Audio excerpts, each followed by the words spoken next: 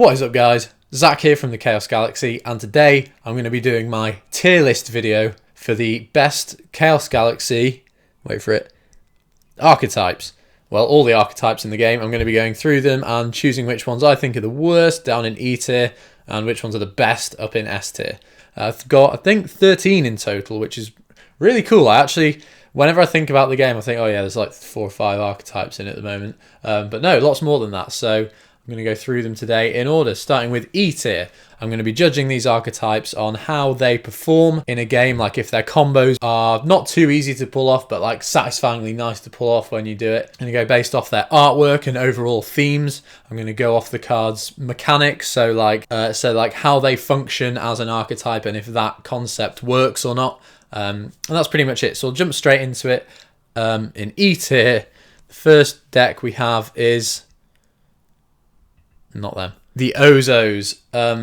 So these were an archetype that were really interesting. I made them in set 3 as like a mini archetype and didn't think they'd be that good, but they've turned themselves into a competitive deck, which is good, although it's really annoying to play against. I think I've accidentally made Ozo the Titan of Justice slightly too overpowered, and they're weaker creatures. They all kind of have the same ability, letting you cycle them around and add each other to your hand, which is useful, but I think it's quite boring. Playing against them I find quite boring as well, because they have a lot of like stall abilities and they just really drag games out. So that is why I've unfortunately put Ozos in E tier. Also, I'm not a massive fan of their artwork. Ozo is cool. I put a lot of effort into him, but I think he could look cooler for the amount of effort I did put in. Sorry, Ozos. Next up we have, they're not really an archetype, but the Oople cards. Every planet has an Oople card. They've been released in every starter deck since I released the game. We've got Foople Flame, Duple Drop, Loople Leaf, Boople Brick, Tuple Cherub, and Shuple Shadow at the moment.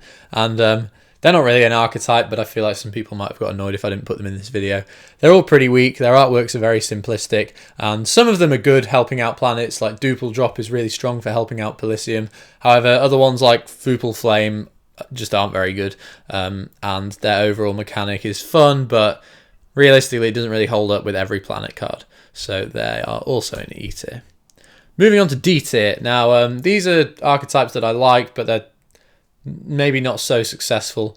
The first one we have is the Elites. So if you don't know how the Elites work, every Elite card requires you to kill the non-Elite version of that card. So to play Elite Transponge, you have to kill a regular Transponge on your planet. And then you get a considerably large creature in terms of stats for kind of the low price of paying the stars for the original weak creature. So it's a cool concept. They weren't initially made to be an archetype, but I made a card called the Elitist, which sort of ties them all together.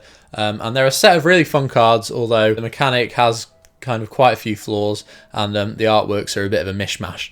So the Elites, although I like them, they are in D tier. Next up, oh, spoiler, the Crossbones archetype.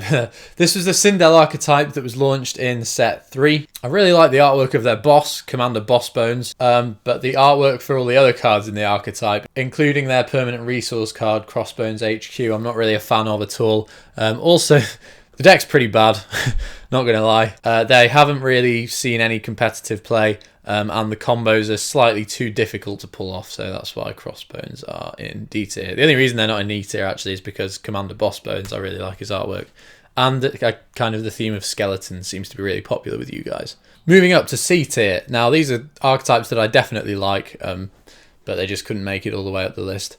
We have the Boulder Dragons as the first ones. First released in the Wastelands of Barrow starter deck. I really like how the Boulder Dragons start off as the egg in Strange Violet Boulder, then Baby Boulder Dragon, Normal Boulder Dragon, Big Boulder Dragon, and then Berserk Boulder Dragon. I'm not huge on all the artworks. I think Big Boulder Dragon here is my favourite card in the archetype. Berserk Boulder Dragon, the boss, definitely doesn't have the strongest artwork, and the combos in the archetype, the archetype doesn't have the best synergy with each other. Although the decks have seen some competitive play, because Barrow is just one of the strongest planets overall. Boulder Dragons are being put in C tier.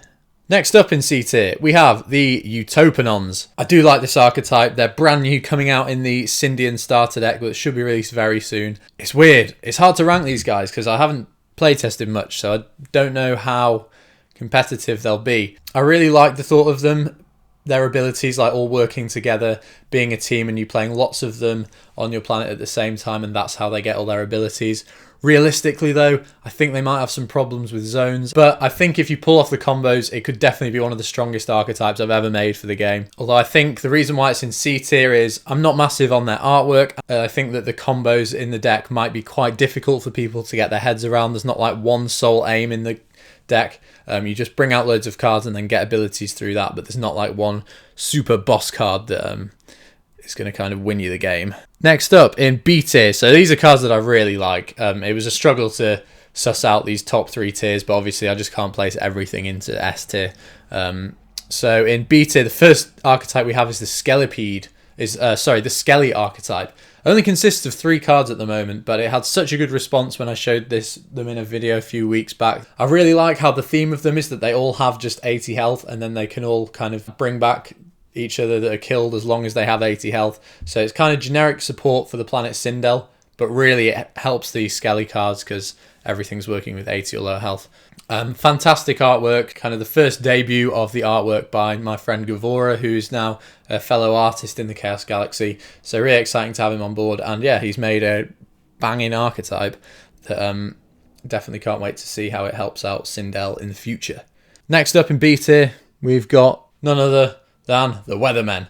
The first archetype, you could say, in the Chaos Galaxy. Released in set 2, however their strongest card, Typhoon, came out in set 3, and that really tied the archetype together. They've got a really strong combiner card, a good boss card, a good permanent resource, and just some all-round really nice creatures.